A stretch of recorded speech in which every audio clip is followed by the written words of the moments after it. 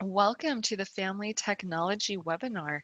Today our panelists will be discussing Study Sync and Secondary English Language Arts.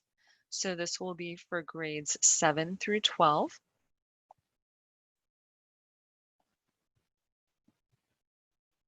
My name is Larissa Pineda and I will be your host today. I am with the Department of Innovation and Learner Engagement. A couple of housekeeping items before we get started with our panelist. If you have questions during her presentation, please use the Q&A button at the bottom of the screen and type in your questions. She will be answering questions a couple of times throughout the presentation, so please use that feature to ask questions. Again, if you need any interpretation today, for Spanish interpretation, click on the globe icon and select Spanish. If you need ASL interpretation today, our ASL interpreter is spotlighted on the screen. I'm going to go ahead and let our panelist introduce herself.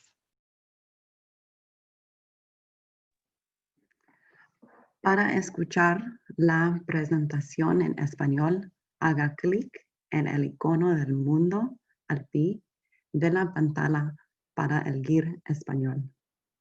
Hello, everyone. I'm Anisha Camacho, and I am the Instructional Services Specialist for RUSD, for ELA, ELD, and World Language. Before we get started, I wanted to take a moment to give you some praise. You're here doing your best, and that is more than enough. And remember to be kind to yourself. RUSD is committed to the well-being of students and families and staff, and we want to remember that sometimes we can be overwhelmed, but we're unified in our service to your students and helping them thrive in distance learning. I'm really excited to be here. Thank you, Anisha. Okay, today Anisha will be discussing several different topics and giving you some great information. She's going to cover the secondary ELA classroom and show you how to navigate the Study Sync curriculum.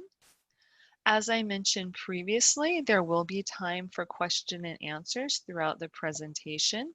So if you do have any questions, please use the Q&A button at the bottom of your screen.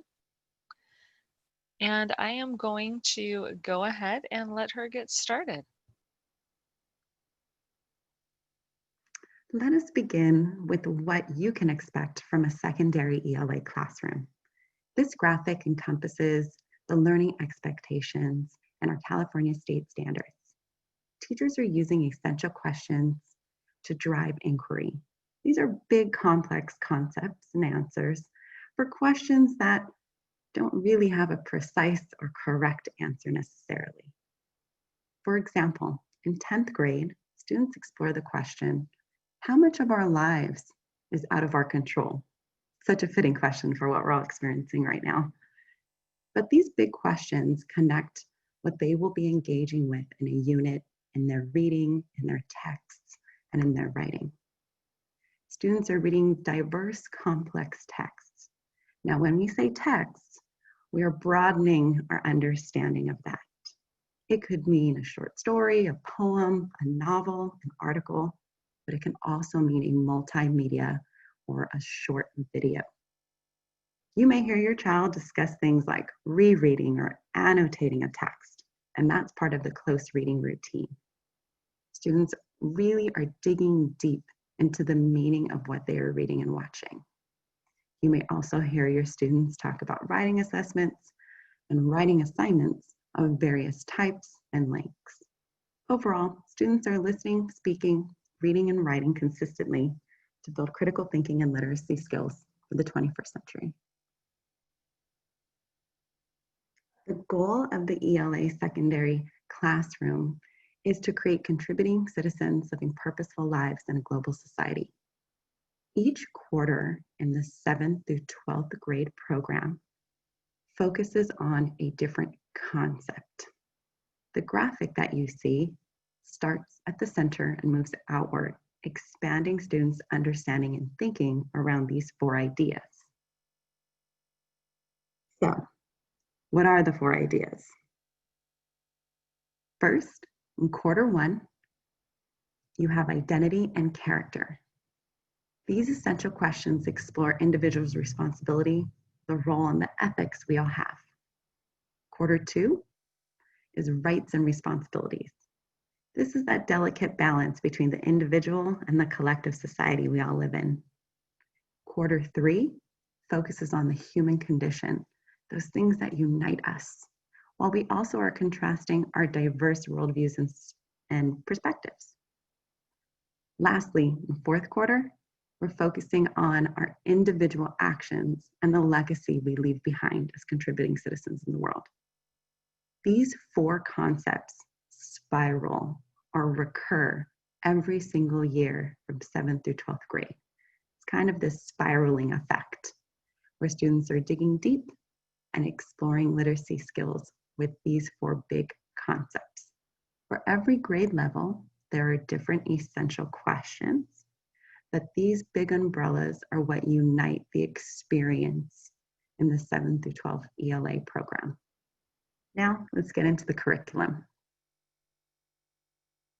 StudySync is our main curriculum for secondary ELA, and McGraw-Hill is the company that owns StudySync. Now, the only reason this is important is because you will need to know these 2 icons to click on to get into the platform.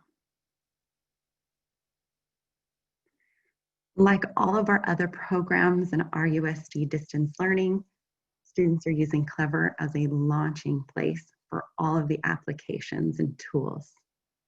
To get to Clever, you have 2 options. The first is to go to the riversideunified.org website. You can find and click the Students button, and a drop-down menu will pop up. Click on Clever, and you will be in the Clever landing page.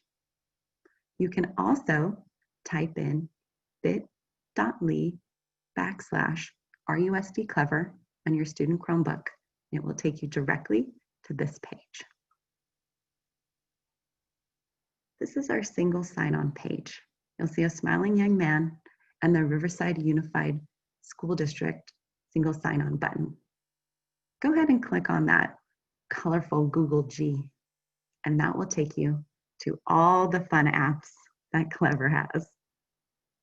Now you're looking for that McGraw-Hill Education logo to access StudySync. After you click on the McGraw-Hill logo, a screen like this will pop up. You will see the school name and your student name. All you need to do is to click on those 4 circles on the StudySync icon.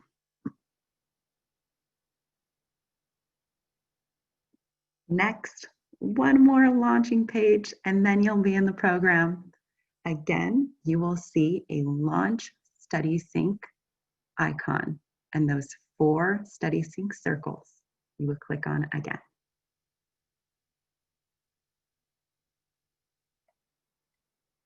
When you finally land in the StudySync welcome page, you should see this. You will see a greeting, hi, and then your student name, and welcome back to StudySync. You will also see your student's name in the top right corner.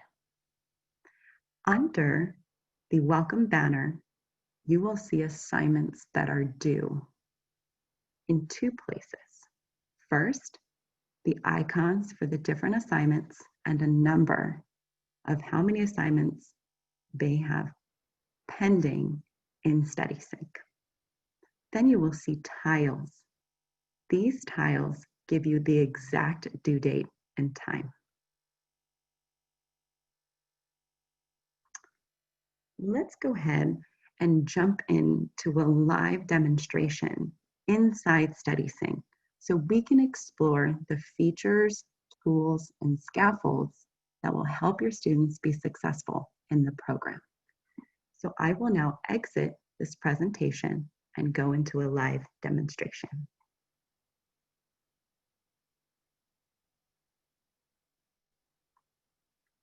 you should see the clever landing page here. I know, so many awesome tools. You are looking for the McGraw-Hill logo. When you click there, an icon will pop up, the landing page, and you will see the McGraw-Hill page.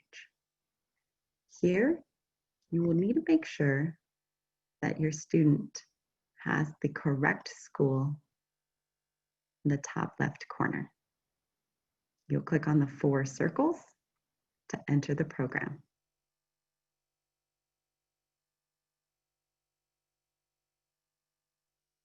We're back in this landing page, 4 circles again under Launch Study Sync.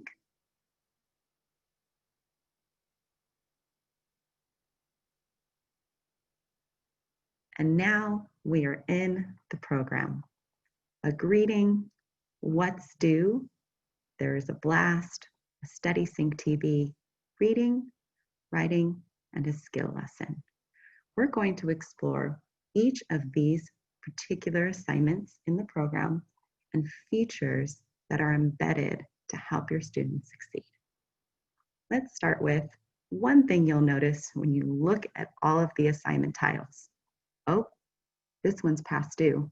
And you can see that here with the indication past due. All of the other assignments, you will see an exact due date and time for submission. Let's first look at a blast. A blast is a short reading where students explore an essential question. Every unit usually begins with a blast. Students can interact with peers. So you can see they have the reading on the right-hand side. They have the ability to type into their blast. There is a study sync quick poll that they will take. And as students are interacting in this particular assignment, this quick poll will show the results. For the background reading, students can annotate this text. If you click on annotation, you're able to now highlight and add a note. This will automatically pop up as students highlight a reading. They can change colors with that small little caret, add a note, and click on Create Note. The annotation is saved, as you can see. Now, where did my note go? If you click back on your highlight, the annotation will pop up. They have the ability to copy, to edit their note, or to remove it altogether. You can also see the numbers feature, numbers the paragraphs. This is great for close reading. There is a number crunch where students can figure out, what does this number mean?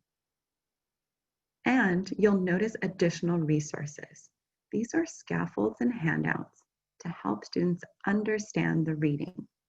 These handouts are at different levels and give your students thinking and writing stems to help them understand the text. But let's click on one. Here, you can see we develop empathy for others by. This helps them to answer this blast question. They can use these sentence stems as little or as much as they need. This is a blast. At the bottom, you will also see research links. What's great about this is if students are intrigued by a topic, they can do further research. Teachers have the ability to go ahead and assign reading to these research links, activities with these research links, or they can have students pick their own. Next, we will go into a Study Sync TV episode.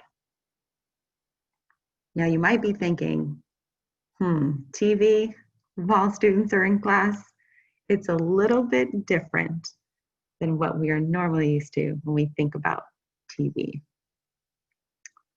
The wonderful thing about Study Sync is it has really been developed to engage students.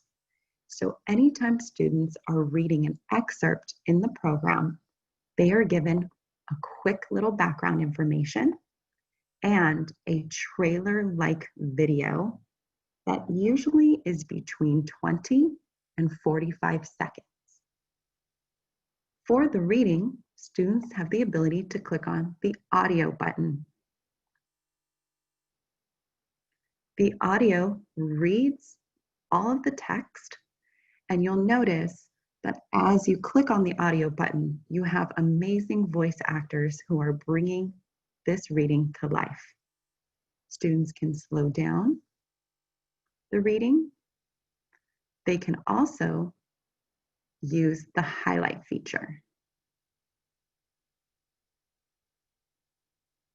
They can also, for the video, click on this little icon, paper icon in the bottom right corner, and a transcript will appear. So students can visually follow along with the video. You'll notice in every single assignment in Study Sync, there is a blue tab on the left-hand side. This blue tab is a scaffold tab. This allows students to get any help in thinking and organizing during the assignments. In this case, there is a graphic organizer or Venn diagram to help students compare and contrast a concept in a poem. You can click back on that toolbar or that tab, and it will hide these scaffolds. Students have vocabulary in their reading that they can interact with sample sentences, definitions. These are all drag and drop. They can choose split screen mode, where students can see the reading and interact with the text simultaneously. To exit split screen mode, you will click the icon split screen mode again. As students are reading, you will notice again annotations, audio, and numbers. In this case, when you click on audio, you can click on the highlight button. A text highlight highlights as the reading is being read aloud. Let's watch.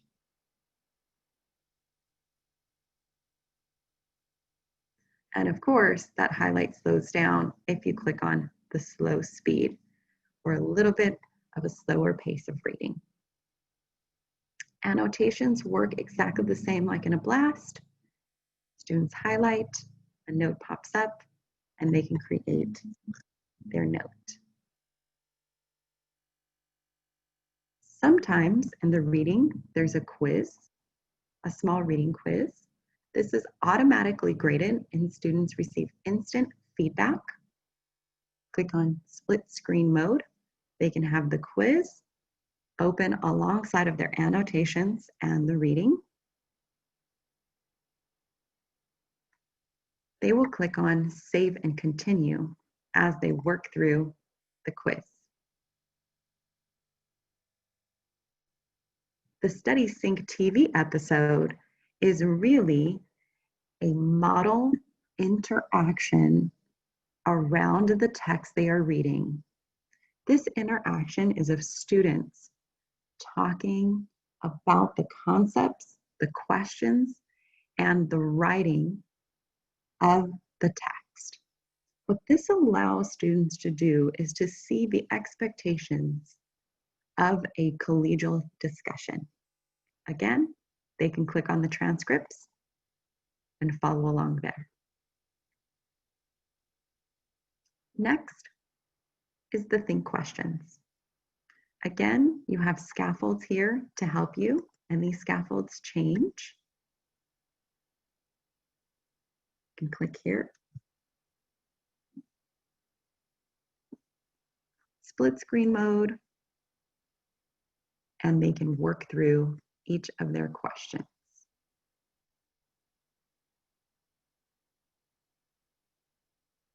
So this is a Study Sync TV.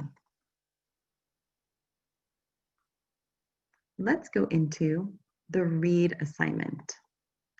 Now you'll notice these look exactly the same and the reading is the same, but students are doing something different with the text from the first read, the Study Sync TV, and the close read. When you click on close read, students are again introduced to the basic concept and an overview of the reading background. Here's a vocabulary. Now, when they get to the read, you'll notice that there are questions that are guiding students for particular skills and focus of the annotation. This is now helping students to go back and dig deeper into a text, looking at meaning or style of an author. All the tools are still available here, but this is what is really the change agent in the second read or the close read. You have an organizer here, the same organizer coming up to help students with the thinking. If you notice at the top, vocabulary, access handout 2. Again, these are all scaffolds helping your student to access the reading. There's a reading quiz embedded, again, in this particular reading. Think questions, and a write, which is a prompt response. Now what you'll see is submit assignment. You can also see that there's a sign into Google that will take students to Google Classroom to submit this work. Students can also view the rubric for scoring. So what is my teacher looking for as they are grading this writing assignment? And obviously the split screen mode. Next, we will go into a skill lesson. Skill lessons are short, skill-focused, 3-part or 4-part lessons to help students on a particular literacy skill. It begins with a small overview and again, a short video. This video gives definitions and examples to help students with that particular skill. This thinking map is also helping them with this particular skill set. When they go into the model piece, students will have a model that they can annotate and recognize the expectation of how to achieve that particular skill.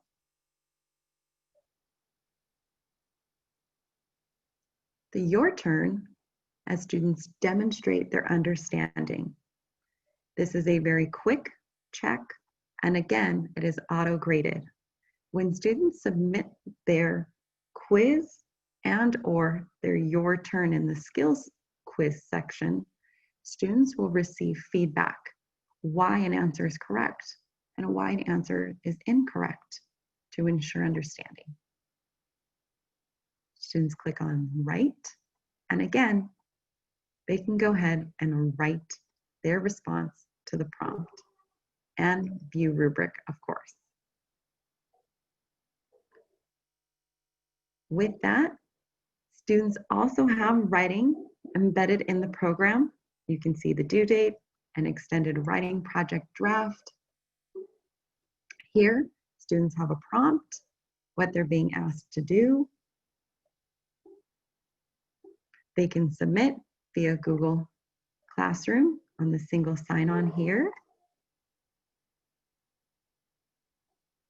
Numbers for every single piece and a rubric. What I also want to show you is the access to handout, the access handout, to help them as they are drafting understand all of the components that are expected. And last but not least, the grammar handout. To help ensure that they are having those key concepts and using academic language throughout their writing. All right, that was a lot of information. This is StudySync in a nutshell.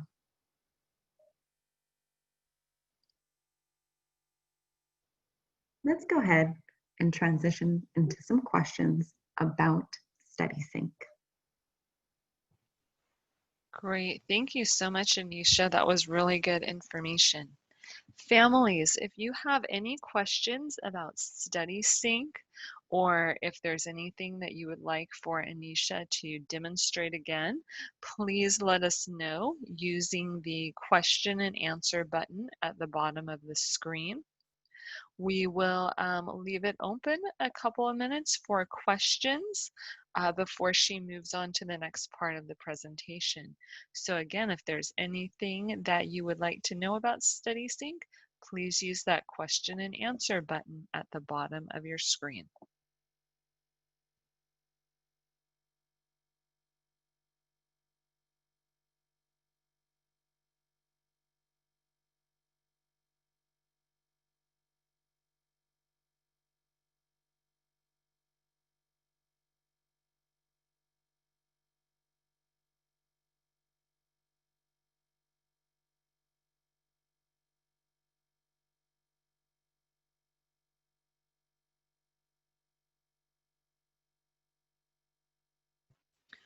All right, we do have a question. It says, will this information help a student in the home-based program, or is it just for virtual students?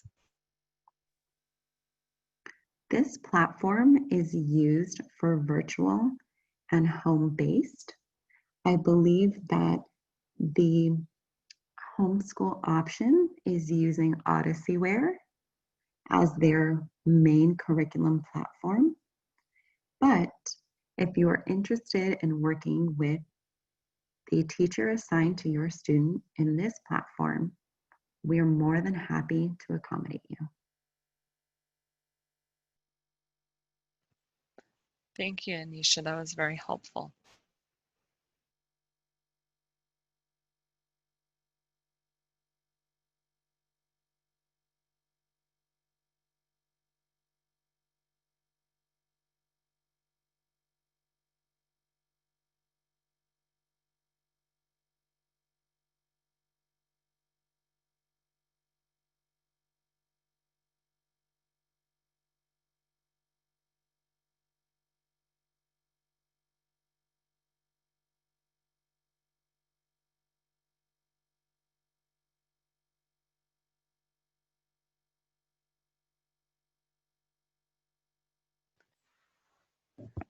Our next question is, can I re-watch the presentation?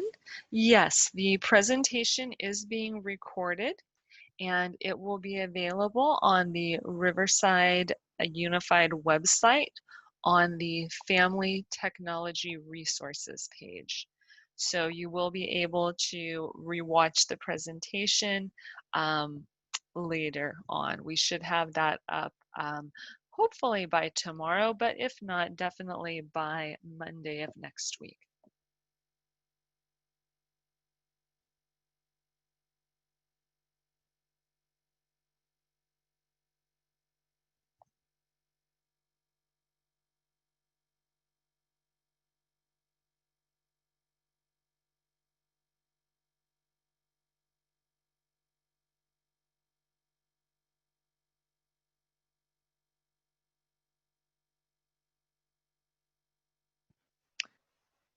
All right, if there are no more questions regarding the StudySync platform, we are going to go ahead and move on to the second half of the presentation.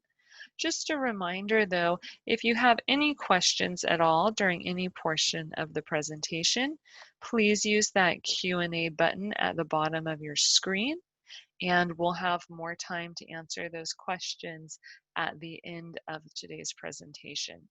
So we are going to move on at this time, but of course, if you have questions, please type them in using that Q&A button. Thank you.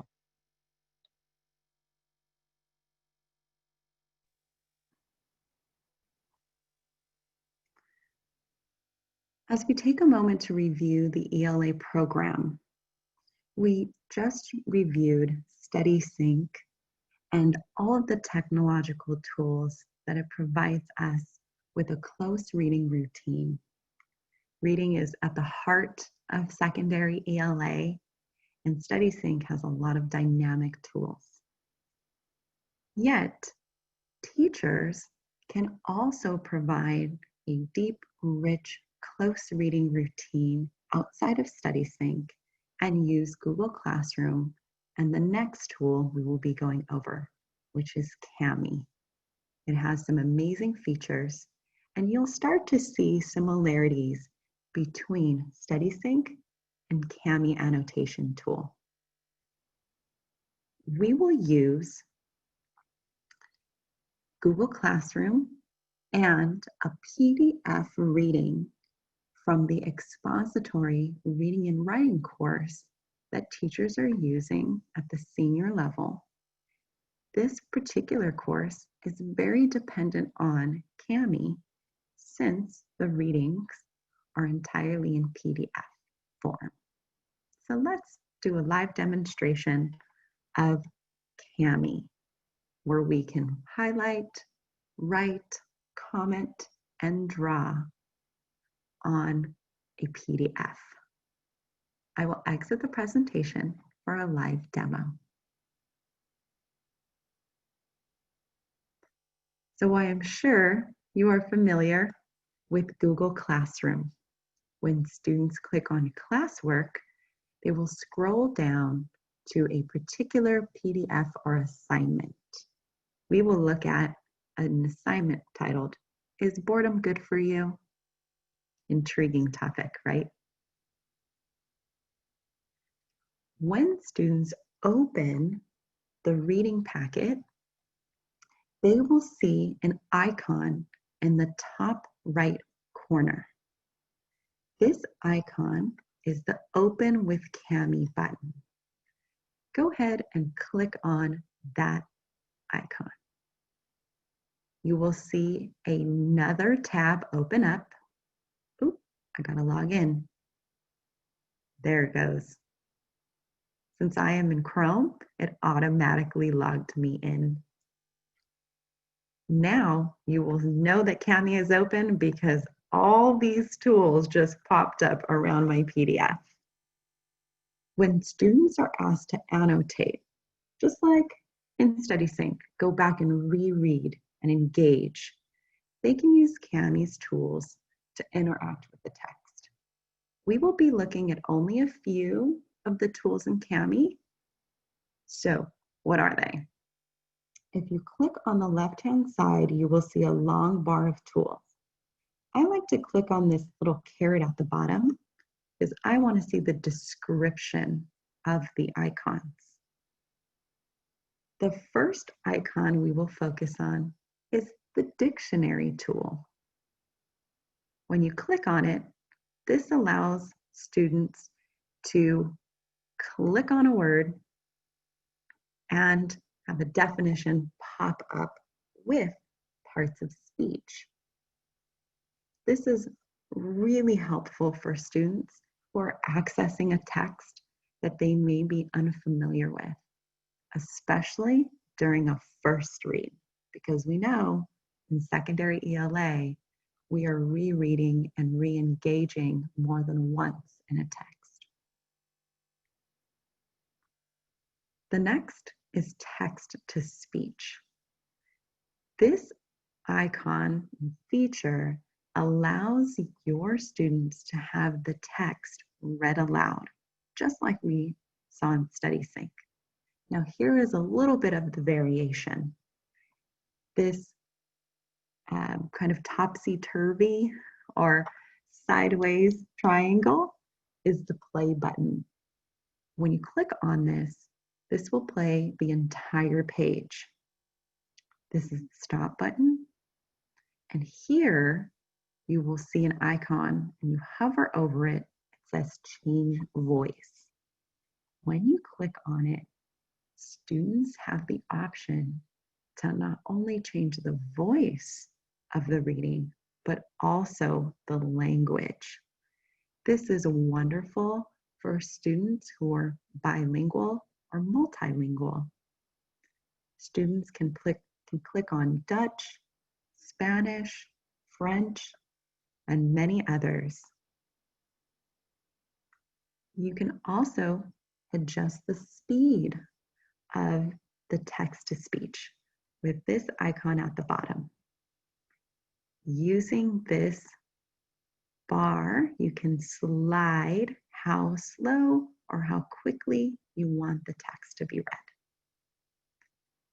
When the reading is already in action, students can use these arrows to go to a previous sentence or skip ahead to the next sentence. The next tool we will look at is the Markup Tool, which is the highlight tool. Have to love highlights. It helps to show our thinking and demonstrate important passages and important thinking in a text. The comment feature also allows students to highlight. If I want to leave a comment, I will highlight a sentence, and on the right-hand side, a comment box will pop up. I can type my comment.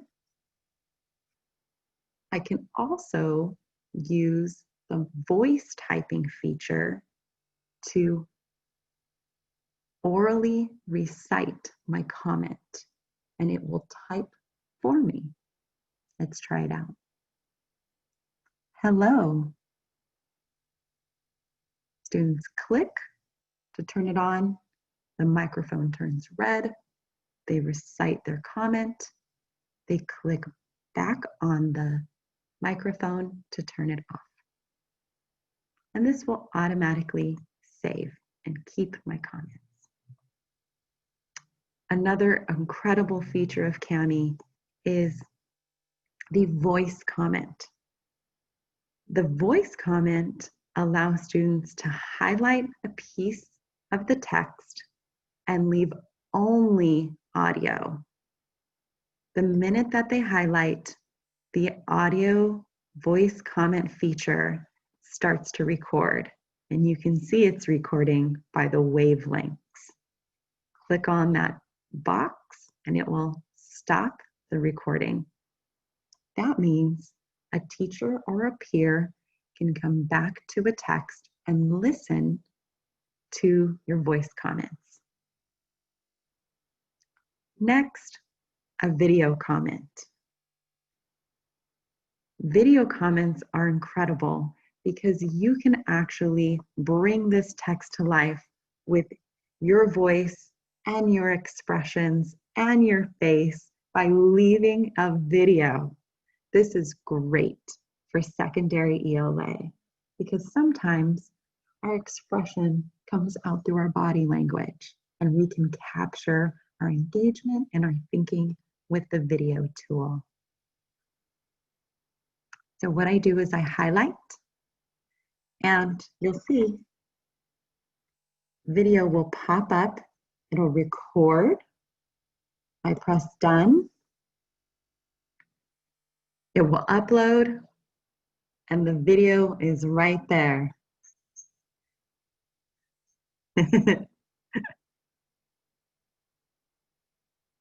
This is one of those wonderful features where students can really bring to life a text. As a teacher, this is one thing I absolutely love about Kami. With that, again, there are so many other tools in Kami that you can click on, and don't be afraid to click on them because you can always go back. But we will stop here with the Kami tool. And if you feel that you want another piece of information or another webinar just on Kami, you can reach out to us, and I'm sure our team will be more than happy to accommodate. I will go back into the presentation. So we just went over StudySync and Kami, two amazing annotation and literacy tools. And we know that literacy is extremely important to the lives of all of us. And increasing students' reading is essential. We may be thinking, there's a lot of schoolwork, there's a lot of life happening right now. Increasing reading might seem like a humongous task. But I wanted to take the opportunity to show you some statistics on increasing reading outside of school. An increase of 10 minutes a day to students reading can have 104% word exposure increase. This means reading is crucial, it's important. And of course, as someone who works with ELA, this is at the heart of what we do. We wanted to make sure you had a reading resource to guide you into looking at some text readings or novels that your students may love to engage with outside of their schoolwork. This bit.ly will take you to a resource that gives information on how to get a free library card, book lists that may interest students, and some other information about the power of reading. Thank you all so much for having me present for secondary ELA and StudySync. We will now move into the question and answer session. Thank you so much, Anisha. That was such great information. We will have that handout that Anisha was referring to, the bit.ly/RUSD Reads handout, on the web page as well, along with the recording of today's presentation and the questions and answers from today's presentation. We will leave it open for a few minutes. If you have any questions, please use that Q&A button at the bottom of the screen. If you would like to see any demonstrations again of how to access things in StudySync or complete an activity in Kami, Anisha can certainly show those again. So we'll leave it open for questions if you have any.